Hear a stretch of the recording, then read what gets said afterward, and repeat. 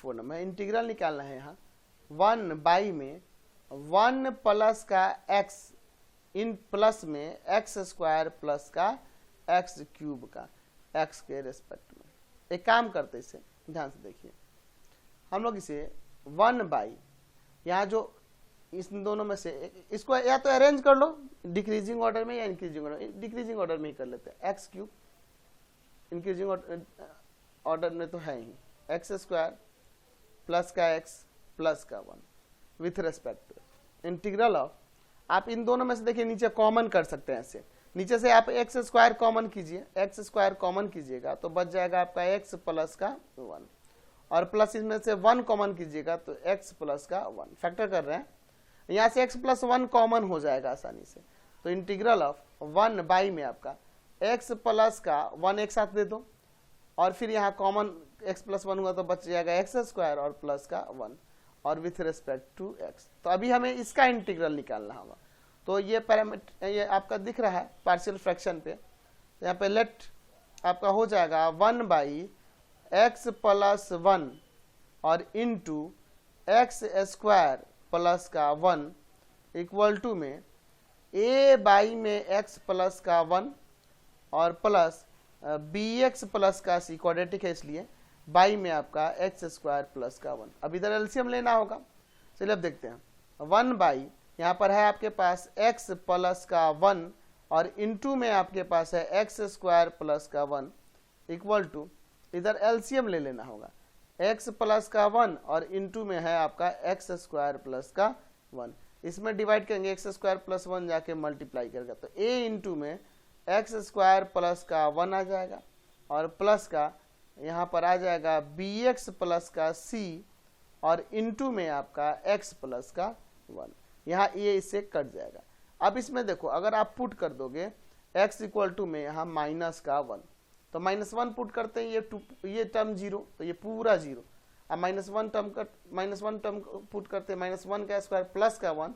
और 1 और 1 2 तो 2a हो जाएगा और इक्वल टू में 1, यानी कि यहाँ से a का वैल्यू आ जाएगा आपके पास 1 बाई में 2।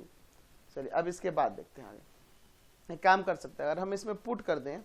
आप x इक्वल टू में 0 तो 0 पुट करने से देखिए क्या होगा, ये वाला टर्म 0 हो जाएगा, बच जाएगा a। ठीक है आगे देखते हैं प्लस 0 पुट करते हैं ये b वाला टर्म गायब हो जाएगा, खाली c बचेगा यहाँ पे है ना, और 0 पुट करते हैं यहाँ 1 बच जाएगा तो प्लस c और इक्वल टू में 1 कॉन्स्टेंट 1 है। चलिए अब इसके बाद देखिए a का वैल्यू 1/2 रख देते हैं और प्लस में c इक्वल टू में 1 तो यहाँ c का भी वैल्यू 1/2 ही आ जाएगा। चलिए अब इसमें पुट कर देते हैं कुछ भी x इक्वल टू में मान लीजिए मतलब पुट कर देते हैं सपोज 1 ही पुट कर देते हैं 1 तो 1 पुट करते हैं यहाँ 1 1 2 2a देखो 1 पुट करते हैं यहाँ 1 1 2 हो जाएगा 1 1 2 हो जाएगा और यहाँ 1 पुट करेंगे तो b प्लस c तो 2 में मल्टीप्लाई होगा तो 2b और 2c हो जाएगा। ठीक है और इक्वल टू में आपका 1 तो यहाँ पर a का वैल्यू 1/2 रखेंगे तो यहाँ पे 1/2 रख दीजिए प्लस 2b और c का भी वैल्यू यहाँ पर 1/2 इक्वल टू में 1। ये 2 से 2 कैंसिल 2 से 2 कैंसिल तो 1 1 2 हो गया तो 2b इक्वल टू में ये 1 1 2 जाके उधर सब्ट्रैक्ट होगा तो माइनस का 1 यानी b का वैल्यू माइनस का 1/2। अब क्या करना होगा, हमें इसी को इंटीग्रेट करना होगा और a b c का वैल्यू रखना होगा तो हो जाएगा integral of 1 by x plus का 1 इंटू आपका एक्स स्क्वायर प्लस का 1 विथ रेस्पेक्ट टू x और फिर इक्वल टू में इंटीग्रल ऑफ क्या हो जाएगा आपका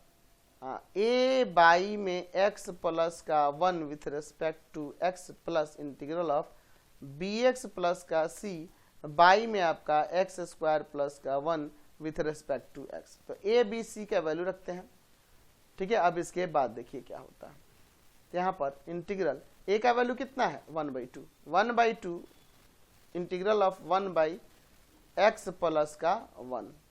with respect to x plus ये इसको अलग अलग कर देते हैं और b और c का वैल्यू रखते हैं तो b का वैल्यू -1/2 है तो यहाँ माइनस दे दो 1/2 इंटीग्रल ऑफ x बाई में एक्स स्क्वायर प्लस का 1 dx। फिर देखो c का वैल्यू 1/2 है तो 1/2 यहाँ पे अलग अलग कर दिए, 1 में एक्स स्क्वायर प्लस का 1 dx। अब यहाँ पे देखिए थोड़ा सा हम लोग इसमें थोड़ा चेंज करना होगा। यहाँ पर हमें यहाँ बीच वाले टर्म में ध्यान दीजिए, 1/2 इंटीग्रल ऑफ, अगले स्टेप पे कर देंगे x प्लस 1 dx माइनस, यहाँ पे देखिए 2 से डिवाइड और 2 से मल्टीप्लाई करना होगा, क्योंकि नीचे एक्स स्क्वायर प्लस 1 का डेरिवेटिव जो होगा 2x होता है, plus 1/2 integral of 1/x square plus का 1। इसका तो इंटीग्रल tan इनवर्स होता है, पता है आपको। चलिए तो अब क्या हो जाएगा, 1/2 log ऑफ x प्लस का 1 माइनस 1/4,